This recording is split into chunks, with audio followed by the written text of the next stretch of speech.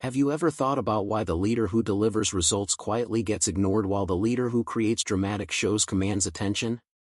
Why does substance without spectacle fade into irrelevance? Why do people follow the person who stages impressive displays over the person who does better work behind the scenes? This video will change how you see visibility, power, and the invisible architecture of attention that determines who rises and who remains unseen.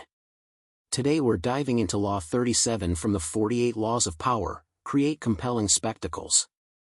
But this isn't just about being flashy or putting on shows. This is about understanding one of the most uncomfortable truths about human nature, that spectacle often matters more than substance. That dramatic presentation can be more valuable than actual achievement. That the person who stages compelling shows will dominate the person who simply does good work, regardless of who's actually more competent. Let me tell you a story that will reveal everything. In 1519, a young king named Henry VIII wanted to meet Francis I, King of France, to negotiate an alliance. This was a standard diplomatic meeting that could have been held in any palace with standard protocols. Instead, Henry decided to create the most spectacular diplomatic event in European history. He built an entire temporary palace complex in France near Calais, covered in gold cloth. The event became known as the Field of the Cloth of Gold. For 2 weeks, 10,000 people participated in an ongoing spectacle of tournaments, banquets, musical performances, and displays of wealth so extravagant that nobles bankrupted themselves trying to appear impressive. The temporary buildings were architectural marvels. The clothing was so elaborate that people literally wore their estates on their backs. Every moment was choreographed for maximum visual impact. Fountains flowed with wine. The displays of food, entertainment, and luxury were unlike anything Europe had ever seen. The actual diplomatic achievements of the meeting were minimal. The alliance that was supposedly being negotiated fell apart within years. But the spectacle achieved something far more valuable than any treaty. It established Henry as a figure of immense power and magnificence in the European imagination. It demonstrated England's wealth and sophistication. It created a story that would be told for generations. The spectacle itself became more important than the stated purpose of the meeting. Henry understood something profound about power. Actual capability matters less than perceived capability. Real wealth matters less than displayed wealth. Genuine achievement matters less than memorable achievement. The king who does great things quietly is forgotten. The king who does ordinary things spectacularly is remembered. Spectacle is the amplifier that makes power visible, makes wealth impressive, makes achievement memorable. This seems deeply unfair. The person doing real work should be valued more than the person creating shows. But human psychology doesn't work on fairness. It works on attention and memory. We pay attention to what's dramatic and memorable. We remember what created emotional impact. We follow those who command our attention through compelling spectacle, not those who deserve our attention through quiet competence. Let me take you back 100,000 years to understand why we're wired this way. Our ancestors lived in small groups where direct observation was possible. You could see who was actually skilled, who actually contributed, who actually deserved status. Spectacle wasn't necessary because reality was observable. But as human societies grew larger, direct observation became impossible. You couldn't personally verify everyone's capabilities or achievements. This created a problem. How do you assess people you can't directly observe? The solution was using signals that travel beyond direct observation. Stories, displays, rituals, spectacles. These became proxies for actual capability. The person who created impressive spectacles was assumed to have impressive capabilities. This wasn't always accurate, but it was necessary for functioning in groups too large for universal direct observation. Natural selection favored individuals who could accurately read these spectacles and individuals who could effectively create them. Your brain today contains sophisticated machinery for being impressed by spectacles and for assessing power through dramatic displays. This machinery operates largely unconsciously. When you see an impressive spectacle, you automatically attribute greater power and capability to whoever staged it, whether or not that attribution is accurate. This is why Law 37 is so powerful. It hijacks ancient psychological machinery that evolved to help us navigate large-scale societies. The person who creates compelling spectacles triggers automatic respect and attention responses in everyone who witnesses or hears about the spectacle. They've communicated power in the language that human psychology is wired to understand: dramatic, memorable, emotional display. Fast forward to ancient Rome, and we see this principle institutionalized at the level of empire. Roman generals returning from victories held triumphs, elaborate parades through Rome where they displayed captured treasures, paraded prisoners, showed off their armies, and basked in public adulation. These spectacles served no practical purpose. The war was already won. The general already had his victory. But the triumph transformed military success into political power by making that success dramatically visible to the masses. A general who won battles but didn't celebrate with triumphs would fade from public memory within years. A general whose triumph was spectacular would be remembered for generations. The spectacle of victory mattered more than the victory itself for converting military achievement into lasting political power. This is why ambitious Romans competed viciously for the right to hold triumphs. They understood that the spectacle was where military power transformed into political dominance. The same principle governed gladiatorial games. Emperors who provided spectacular games were beloved by the people regardless of their actual governance quality. Emperors who governed well but didn't provide impressive spectacles struggled with popularity. The spectacle created political power more effectively than actual competent administration. Bred in circuses wasn't cynical manipulation. It was sophisticated understanding that spectacle generates popular support more efficiently than substance. Now let me show you how this operates in modern political contexts, because every successful political movement understands Law 37 whether consciously or instinctively. Political rallies aren't about communicating policy details. They're spectacles designed to create emotional impact and memorable experiences. The staging, the music, the lighting, the choreography of crowd reactions, everything is designed for spectacle rather than substance. A general who won battles but didn't celebrate with triumphs would fade from public memory within years. A general whose triumph was spectacular would be remembered for generations.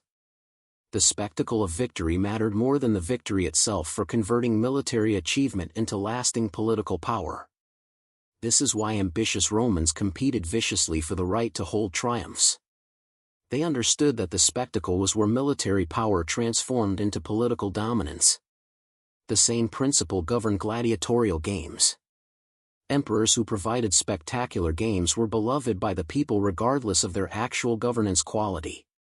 Emperors who governed well but didn't provide impressive spectacles struggled with popularity. The spectacle created political power more effectively than actual competent administration. Bred in circuses wasn't cynical manipulation. It was sophisticated understanding that spectacle generates popular support more efficiently than substance. Now let me show you how this operates in modern political contexts, because every successful political movement understands Law 37 whether consciously or instinctively. Political rallies aren't about communicating policy details. They're spectacles designed to create emotional impact and memorable experiences. The staging, the music, the lighting, the choreography of crowd reactions, everything is designed for spectacle rather than substance. Think about how political campaigns operate. The candidate who gives thoughtful policy speeches in small venues loses to the candidate who stages massive rallies with dramatic presentations. The policies might be better, the ideas might be sounder, but the spectacle is what moves voters. People don't remember policy details. They remember how they felt at the rally, the energy of the crowd, the power of the imagery, the emotion of the moment. This is why authoritarian regimes invest so heavily in spectacle. Massive military parades, enormous public gatherings, gigantic monuments, carefully choreographed public events. These spectacles aren't waste. They're investments in perceived power. The regime that can stage impressive spectacles is perceived as powerful, which makes them actually powerful because power is partly perception. The spectacle creates the reality it represents. Democratic politicians use the same principle differently but just as effectively. The politician who stages compelling town halls, who creates memorable campaign moments, who generates dramatic stories, dominates the politician with better policies but less compelling presentation. Presidential debates are pure spectacle, having almost nothing to do with actual governance capability and everything to do with who can create more memorable moments and commanding presence. You see this in every recent election. The candidate with better command of spectacle wins regardless of policy substance. Trump understood this instinctively, staging rallies as entertainment spectacles that generated constant media attention. Obama understood this, staging his campaign as a movement with powerful imagery and emotional resonance. Reagan understood this, using his entertainment background to create a presidency of compelling narratives and memorable moments. The candidates who focused on policy substance, who refused to engage in spectacle, who believed competence should speak for itself, they lost. Not because they were less qualified but because they didn't understand Law 37. In a world where attention is scarce and memory is selective, spectacle is how you capture attention and create memory. Without spectacle, you're invisible regardless of your actual capabilities. Now here's where this gets really dark, and I need you to pay close attention because this is the twist that changes everything.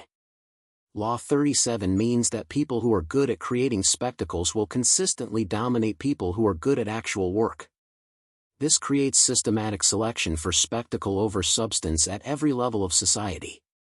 The flashy incompetent rises above the quiet competent in almost every domain. Think about what this means at scale. In corporations, the executive who creates impressive presentations and memorable initiatives gets promoted over the executive who quietly delivers results. In academia, the professor who gives dramatic lectures and generates media attention gets resources and status over the professor who does more rigorous but less visible research. In media, the journalist who creates sensational stories gets platform and influence over the journalist who does careful investigative work. At every level, across every domain, spectacle beats substance. Not because spectacle is better but because human attention and memory work through spectacle. The person who creates compelling shows will be perceived as more impressive than the person who does better work invisibly. This perception becomes reality as the spectacle creator accumulates resources, opportunities, and power that the invisible worker never receives. This is deeply uncomfortable because it suggests merit is almost irrelevant compared to presentation. And in many contexts, this is actually true. The person with less merit but better spectacle will consistently beat the person with more merit but no spectacle. This isn't because the system is broken. This is how human psychology works. We can't pay attention to everything, so we pay attention to what's dramatic and memorable.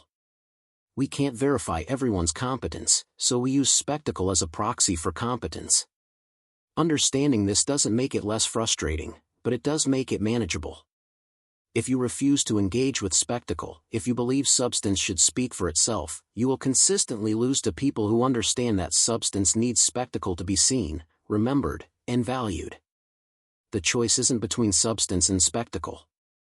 The choice is between substance with spectacle or substance that remains invisible and therefore irrelevant. Let me show you how Law 37 operates in business and entrepreneurship, because this is where the principle becomes immediately practical for most people. The startup that creates compelling product launches, that stages impressive demos, that generates buzz through well-crafted spectacle, raises money and attracts talent more easily than the startup with better technology but no spectacle. Think about Apple product launches under Steve Jobs. These weren't just announcements. They were carefully choreographed spectacles with dramatic reveals, emotional storytelling, and memorable moments. The products were often good, but the spectacle made them seem revolutionary. The spectacle created reality distortion that made people perceive Apple products as far superior to competitors even when objective differences were minimal. Compare this to companies with equivalent or better technology that announced products through press releases or standard presentations. The products might have been objectively superior, but without spectacle, they generated no excitement. They raised less money, attracted less talent, achieved less market penetration. The difference wasn't the product. The difference was the spectacle.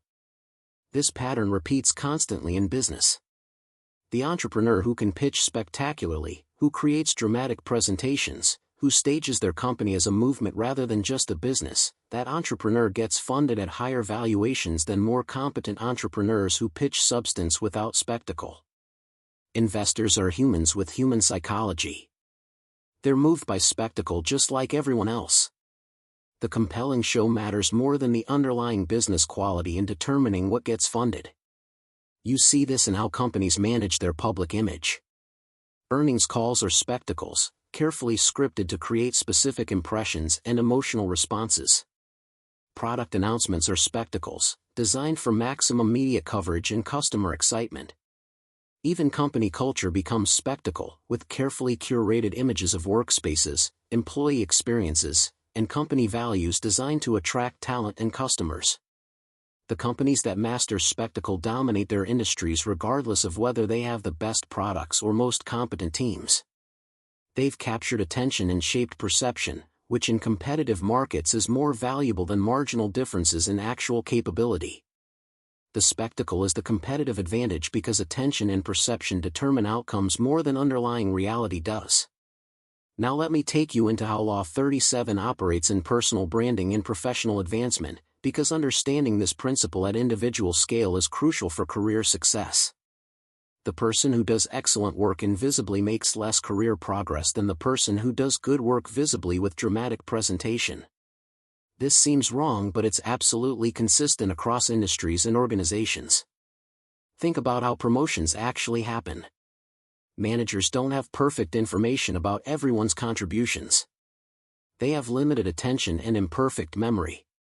The employee whose work creates spectacle, who presents their achievements dramatically, who generates visible impact, occupies more mental real estate in the manager's mind.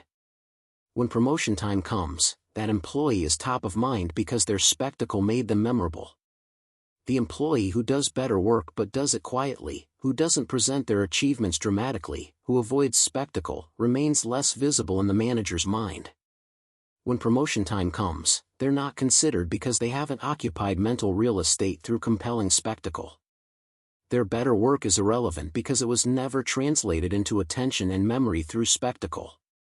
This creates a systematic bias towards self-promoters and against quiet achievers. The person who's good at spectacle accumulates advantages throughout their career. They're remembered for achievements, given credit for successes, top of mind for opportunities. The person who's bad at spectacle accumulates disadvantages. They're forgotten, their contributions attributed to others, overlooked for opportunities.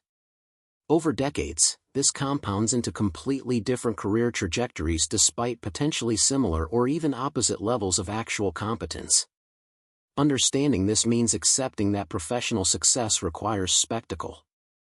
You must learn to present your work dramatically, to create memorable impressions, to stage your achievements as compelling shows. This feels uncomfortable if you believe work should speak for itself. But work doesn't speak for itself in organizations too large for direct observation of everyone's contributions. Spectacle is how work becomes visible and therefore valuable. Let me show you the specific techniques for creating compelling spectacles, because this is a learnable skill rather than just natural charisma or extroversion. Understanding these techniques transforms how you present everything from ideas to achievements to yourself. First technique, use dramatic contrasts. Spectacle requires emotional impact, and emotional impact comes from contrasts. Before and after. Problem and solution. Old way and new way. Failure and success. The contrast creates drama that captures attention and memory. Present your work by establishing the contrast between what existed before and what you created. The larger the contrast, the more compelling the spectacle. Second technique, employ symbolic imagery. Spectacle works through images that bypass rational analysis and create emotional response. Use powerful visual metaphors, memorable analogies, evocative language that creates mental imagery. Don't just describe what you did. Paint pictures that make people feel the significance of what you achieved. The symbol is more memorable than the reality, so craft symbols that represent your work powerfully. Third technique, create narrative arc. Spectacle is enhanced by story structure. Establish stakes, create tension, build to climax, deliver resolution. Present your projects as stories with heroes facing challenges and achieving victories. This narrative structure makes your work dramatically interesting rather than just functionally described. People remember stories far better than facts, so translate facts into stories. Fourth technique, stage moments of revelation. The most powerful spectacles involve dramatic reveals. Build anticipation, create mystery, then unveil something impressive. This reveal moment creates emotional impact that lingers in memory. Don't just share information or achievements. Stage their revelation as dramatic moments that people will remember and discuss. Fifth technique, leverage social proof through crowds. Spectacle is amplified by visible public response. Present your work in contexts where others' reactions are visible. Launch products at events where excitement is palpable. Share achievements in meetings where colleagues can react. The crowd's response becomes part of the spectacle, validating and amplifying your presentation. People remember not just what you presented but how others reacted to it. Sixth technique, employ scale and grandeur. Spectacle involves making things feel larger than life. Even if your actual achievement is modest, present it in ways that emphasize its significance and scale. Use large numbers, broad implications, wide-reaching impacts. The presentation of scale creates perception of importance regardless of objective magnitude. These techniques aren't about lying or exaggerating. They're about translating genuine work into dramatic presentation that captures attention and creates memory. You're not changing what you did. You're changing how you present what you did so that it occupies the attention and memory space it deserves rather than being invisible despite being valuable. Now let me show you how Law 37 operates in different cultural contexts, because spectacle takes different forms in different cultures but the underlying principle remains universal. In individualistic Western cultures, spectacle often centers on personal achievement and individual distinction. The spectacle celebrates the individual as hero, innovator, or leader. In collectivist Eastern cultures, spectacle often centers on group harmony and collective achievement. The spectacle celebrates the group's unity, coordination, or shared purpose. But in both contexts, spectacle still dominates substance. The individual who creates compelling personal spectacle rises in Western contexts regardless of whether they're actually the most capable individual. The group that creates compelling collective spectacle dominates in Eastern contexts regardless of whether they're actually the most effective group. The form of spectacle varies by culture, but its power over substance remains constant. This suggests that mastering Law 37 requires cultural intelligence. You must understand what forms of spectacle resonate in your specific context. The spectacle that works in American corporate culture might fail in Japanese corporate culture. The spectacle that works in European politics might fail in Middle Eastern politics. But in every culture, some form of spectacle dominates over quiet substance. The sophisticated operator learns the spectacle grammar of their context. They understand what imagery resonates, what narratives compel, what displays impress in their specific cultural environment. They don't import spectacle from other contexts. They master the local language of spectacle and use it to amplify their actual work into attention-commanding shows. Let me take you into how Law 37 operates in social movements and collective action, because spectacle is perhaps most powerful when deployed for mobilizing masses. Every successful social movement has mastered spectacle. The civil rights movement created compelling spectacles through marches, sit-ins, and dramatic confrontations that generated powerful imagery. The imagery became the movement's power, translating abstract demands into emotionally resonant visual narratives. Think about iconic movement images that shaped history. The photograph of the lone man standing before tanks in Tiananmen Square. The images of civil rights protesters being attacked by police dogs and fire hoses. The footage of the Berlin Wall coming down. These spectacles didn't just document the movements. They were the movement's most powerful tools. The spectacle generated emotional response and memory that motivated people to act in ways that rational arguments never could. Modern social movements understand this even more explicitly. Protests are staged as spectacles with careful attention to visual impact, media coverage, and viral potential. The images generated by the spectacle become the movement's message, spreading far beyond those physically present. The spectacle multiplies the movement's effective size and impact exponentially beyond its actual participation numbers.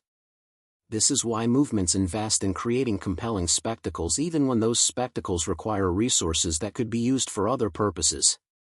The spectacle is the force multiplier that makes the movement visible, compelling, and impossible to ignore.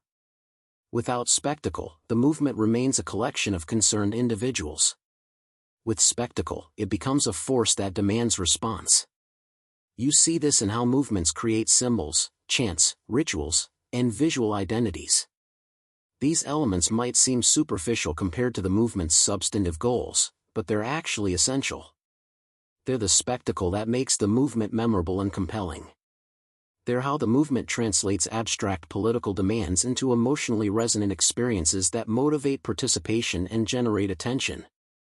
Now let me address the most uncomfortable question about Law 37. Does this mean substance doesn't matter at all? Is competence irrelevant if you can create compelling spectacle? The answer is nuanced. In the short term, spectacle can completely override substance. The incompetent person with great spectacle will beat the competent person without spectacle in almost any immediate competition for attention, resources, or position. But in the long term, spectacle without substance eventually collapses. The dramatic presentation that isn't backed by actual capability can only carry you so far. Eventually, reality catches up. The spectacular failure follows the spectacular rise. The exposure of incompetence behind impressive presentations destroys the person who relied purely on spectacle. This suggests an optimal strategy: develop genuine substance, then translate that substance into compelling spectacle. Don't choose between substance and spectacle. Combine them. Build real capability, real achievements, real value. Then present that reality with dramatic spectacle that captures attention and creates memory. This combination is what creates sustainable success. Substance without spectacle remains invisible. Spectacle without substance eventually implodes. Substance with spectacle dominates sustainably. Let me take you deeper into the psychology of why spectacle is so powerful at bypassing rational analysis. When you present information through dramatic spectacle, you're engaging emotional and visual processing systems that operate faster and more powerfully than rational analysis. The spectacle creates emotional response before conscious thought can evaluate the underlying substance. By the time rational analysis engages, the emotional impression is already formed and colors all subsequent thinking. This is why spectacle is so effective at persuasion.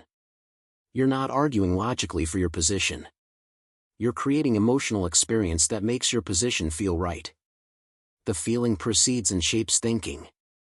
People don't reason their way to supporting what you presented. They feel their way there through the emotional impact of your spectacle, then construct rational justifications after the fact. Think about how advertising works. The most effective ads don't argue rationally for product superiority.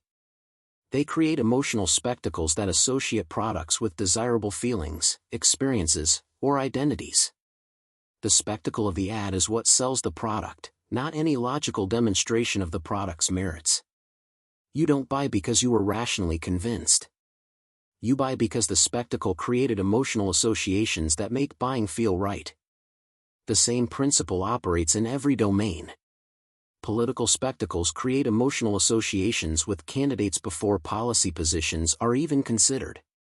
Corporate spectacles create emotional associations with brands before product features are evaluated. Personal spectacles create emotional associations with individuals before their actual competence is assessed. The spectacle shapes perception at a level that precedes and dominates rational analysis. This is why people who rely purely on rational argument consistently lose to people who use spectacle. They're bringing logical analysis to an emotional fight. They're engaging the slower, weaker rational processing systems while their opponents engage the faster, stronger emotional processing systems. The emotional spectacle wins before rational analysis can even fully engage. Understanding this means accepting that persuasion, influence, and power operate primarily through emotion rather than reason. Spectacle is the tool for shaping emotion. Rational argument is almost irrelevant compared to emotional spectacle in determining what people believe, support, and follow. This is uncomfortable for people who value logic and rationality, but it's the reality of how human psychology works at scale. Now let me show you how Law 37 operates in the age of social media, because digital platforms have made spectacle simultaneously more important and more accessible than ever in history. In pre-digital eras, creating compelling spectacles required significant resources. You needed physical venues, you needed to gather audiences. You needed substantial investment to stage impressive shows. This limited spectacle to those with power and resources. Social media democratized spectacle. Now anyone with a smartphone can create and distribute compelling shows to potentially global audiences. This democratization has made spectacle more important, not less, because attention is now the scarcest resource. With infinite content competing for finite attention, only the most spectacular content breaks through. The threshold for compelling spectacle has risen dramatically. Think about what gets attention on social media platforms. Not thoughtful analysis or careful argumentation. Dramatic videos, shocking images, emotionally charged moments, surprising reveals, controversial statements, visually impressive displays. The content that succeeds is pure spectacle, carefully crafted for maximum emotional impact and shareability. The substance, if any exists, is secondary to the spectacle. This has created an entire industry around spectacle creation. Influencers, content creators, personal brands, everyone is competing to create more compelling spectacles than their competitors. The techniques are increasingly sophisticated: dramatic editing, emotional music, narrative structure, visual effects, strategic controversy, carefully timed reveals. Every element is optimized for creating spectacle that captures and holds attention. The people who master digital spectacle accumulate attention, which translates into influence, which translates into money and power. The people who focus on substance without spectacle remain invisible regardless of the quality of their ideas or work. The digital age has made Law 37 more dominant, not less, because attention has become the ultimate scarce resource and spectacle is the only reliable way to capture it. This creates interesting strategic considerations. In the digital age, you must either master spectacle creation or accept irrelevance. There's no middle ground. The person with mediocre ideas presented spectacularly will dominate the person with brilliant ideas presented boringly. This isn't because digital platforms reward mediocrity. It's because digital platforms reward whatever captures attention, and spectacle is what captures attention. The sophisticated digital operator understands they're not competing on quality of ideas or accuracy of information. They're competing on quality of spectacle. They invest in production value, in understanding platform algorithms, in mastering the techniques of viral content. They translate their actual value into spectacular presentations that platforms and audiences reward with attention. Without this translation, their actual value remains invisible and therefore irrelevant. Let me take you into how Law 37 operates in education and knowledge transfer, because there's a version of this law that applies to teaching and learning. The teacher who presents information as compelling spectacle creates more learning than the teacher who presents information accurately but boringly. This seems backwards because educational theory emphasizes accurate understanding over entertaining presentation, but practical reality proves spectacle dominates. Think about the most memorable teachers you've had. Likely they weren't the most knowledgeable. They were the most dramatic in presentation. They turned lessons into stories. They used vivid examples. They created emotional connections to material. They staged their teaching as performance. The spectacle of their teaching is what made learning happen, not the accuracy or completeness of their information transfer. Compare this to highly knowledgeable teachers who present information accurately but without spectacle. Their students learn less because the information doesn't stick. There's no emotional hook, no memorable imagery, no dramatic structure to organize the information. The information is presented but not retained because spectacle is what creates memory and retention. This suggests that effective education requires spectacle. Not dumbing down or sacrificing accuracy, but translating accurate information into dramatically compelling presentation. The educator who can make their subject spectacular creates more actual learning than the educator who simply presents information accurately. The spectacle is the delivery mechanism that makes knowledge actually transfer and stick.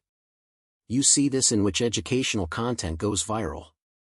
TED Talks are spectacles, carefully staged performances with dramatic narratives and emotional hooks. YouTube educational channels that succeed are spectacular in presentation, using high production values and compelling storytelling. Online courses that maintain engagement use spectacular presentation techniques. The actual information might be available in textbooks, but the spectacle is what makes people actually consume and retain it. Now let me show you how Law 37 operates with crisis management and damage control, because spectacle is crucial in shaping how crises are perceived and remembered. When crises occur, the instinct is to manage substance, fix the actual problem, address the real issues, take concrete actions. But without spectacle, these substantive responses remain invisible or unconvincing. Think about how companies handle public crises. The company that fixes the problem quietly, that takes real action behind the scenes, that addresses the substance thoroughly but without public spectacle, continues to be perceived as negligent or incompetent. The company that creates compelling spectacles of concern, action, and resolution, even if their substantive response is less thorough, successfully manages the crisis in public perception. This isn't about deception. Both companies might be taking similar substantive actions. The difference is one translates those actions into compelling public spectacle while the other doesn't. The spectacle is what shapes perception of the crisis response. Without spectacle, substantive action remains invisible.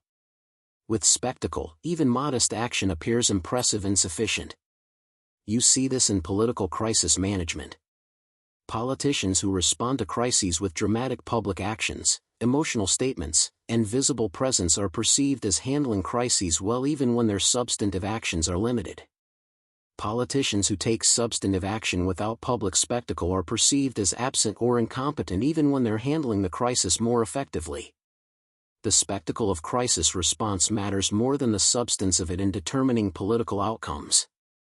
This suggests that crisis management is primarily a spectacle challenge rather than a substance challenge. You must be seen handling the crisis, must create compelling images of concern and action, must generate emotional resonance with affected parties. These spectacular elements are what determine whether your crisis response is perceived as adequate. The actual effectiveness of your response is almost secondary to the spectacle of your response. Let me take you into the relationship between Law 37 and authenticity, because there's tension between creating spectacles and being genuine. Spectacle involves performance, staging, and calculated presentation. Authenticity involves being natural, unfiltered, and uncalculated. These seem contradictory. How can you create compelling spectacles while remaining authentic? The answer is that authenticity itself can be spectacle. The most powerful modern spectacles often involve carefully staged authenticity, the behind-the-scenes look, the vulnerable confession, the unfiltered moment. These are spectacles of authenticity, dramatically presenting genuine emotion or experience in ways that are more compelling than polished perfection. The staging doesn't make them inauthentic. It makes them visible and impactful. Think about how celebrities manage their images in the social media age. Pure perfection is no longer compelling spectacle. Instead, the compelling spectacle is carefully curated authenticity, showing struggles, revealing vulnerabilities, sharing failures. These authentic moments are still spectacle. They're still carefully chosen and strategically presented. But they're spectacles of realness rather than spectacles of perfection. This suggests that mastering Law 37 in the modern context requires learning to create spectacular authenticity. You're still staging shows and creating dramatic presentations. but you're staging shows of genuine experience and creating dramatic presentations of real emotion. The spectacle is real rather than manufactured, but it's still spectacle in that it's carefully chosen and strategically presented for maximum emotional impact. The person who's just authentic without strategic presentation remains invisible. The person who's purely performative without authentic foundation eventually gets exposed as fake. The person who strategically presents authentic experiences creates the most compelling and sustainable spectacles. They're combining substance and spectacle at the deepest level. Their substance is their authentic self, and their spectacle is the strategic presentation of that authenticity. Now let me address the energy and resource costs of maintaining spectacle, because creating compelling shows is exhausting and expensive. Every spectacle requires investment of time, money, creative energy, and psychological effort. Maintaining a strategy of constant spectacle can be unsustainable, leading to burnout or resource depletion. This suggests spectacle must be strategic rather than constant.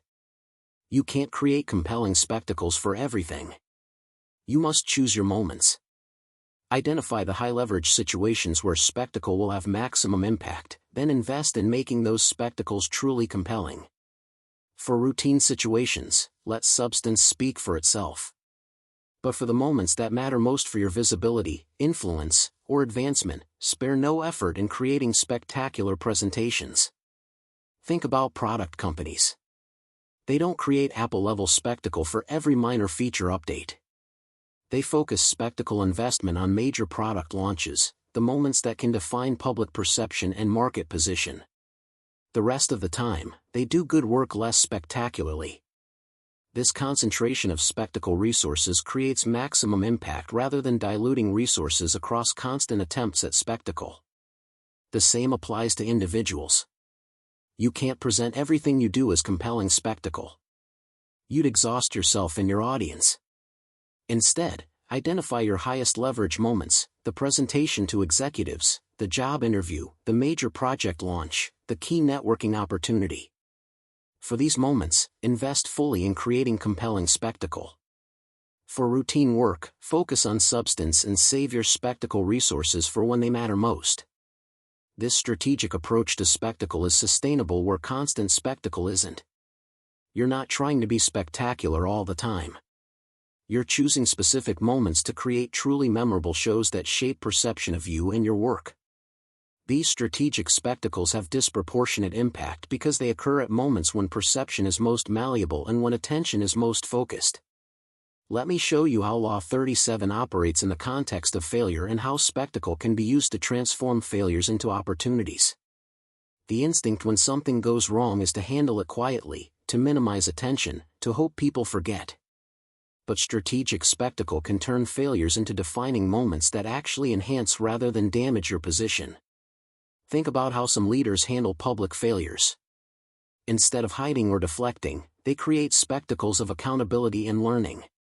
They publicly acknowledge the failure dramatically. They show visible emotion about the impact. They demonstrate concrete actions being taken. They transform the failure narrative from incompetence into growth.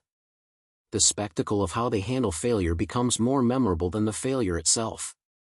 This approach seems counterintuitive because you're amplifying attention on a negative event.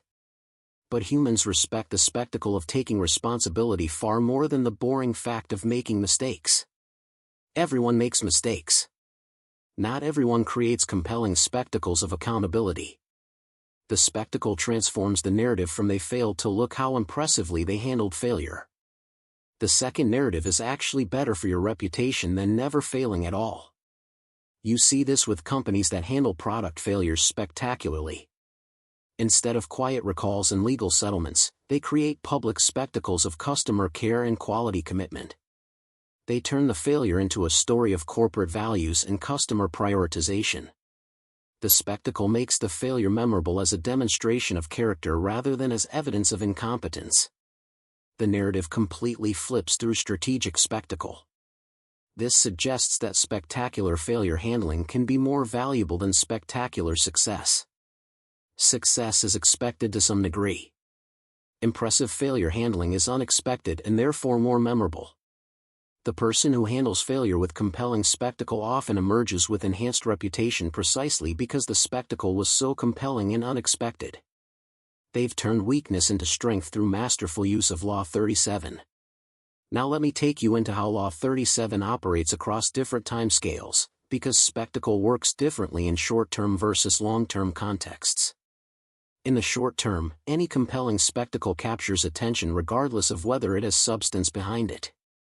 The spectacular presentation creates immediate impact that can generate short-term outcomes: the sale, the hire, the deal, the viral moment. But sustained spectacle over long periods requires genuine substance. You can create one impressive show without much underneath. You can't create years of impressive shows without building real capability and achievement.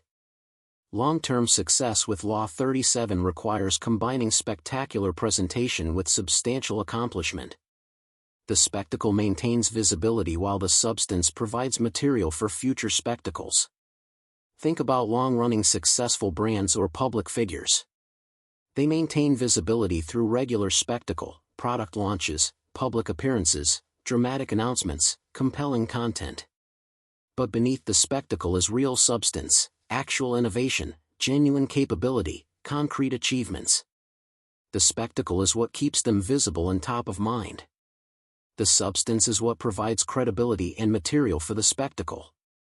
This suggests a long-term strategy for Law 37: build real substance continuously while periodically creating compelling spectacles that highlight that substance. Don't rely on empty spectacle that eventually gets exposed. But also don't rely on invisible substance that never gets noticed. The combination of regular substance development with periodic spectacular presentation is what creates sustainable visibility and influence. The timing of spectacles matters too. Too frequent spectacle becomes noise that people tune out. Too rare spectacle allows competitors to dominate attention. The optimal rhythm varies by context but generally involves major spectacles at significant milestones with smaller spectacles maintaining presence between major moments. This creates sustained visibility without spectacle fatigue. Let me show you one extended final case study that demonstrates Law 37 at master level across multiple dimensions. In the 1930s, Franklin Roosevelt faced the Great Depression and needed to restore public confidence while implementing controversial policies. He could have simply governed competently, implementing good policies and hoping results would speak for themselves. Instead, he mastered spectacle at every level. His fireside chats were spectacles of intimacy and connection, using the new medium of radio to create personal relationships with millions of Americans simultaneously. His first 100 days were spectacles of decisive action, launching initiative after initiative to create perception of energetic response to crisis.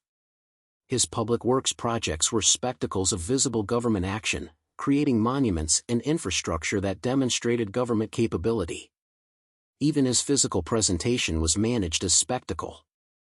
Despite being paralyzed from polio, Roosevelt ensured he was never photographed in his wheelchair. He created spectacle of strength and vigor through careful staging and media management.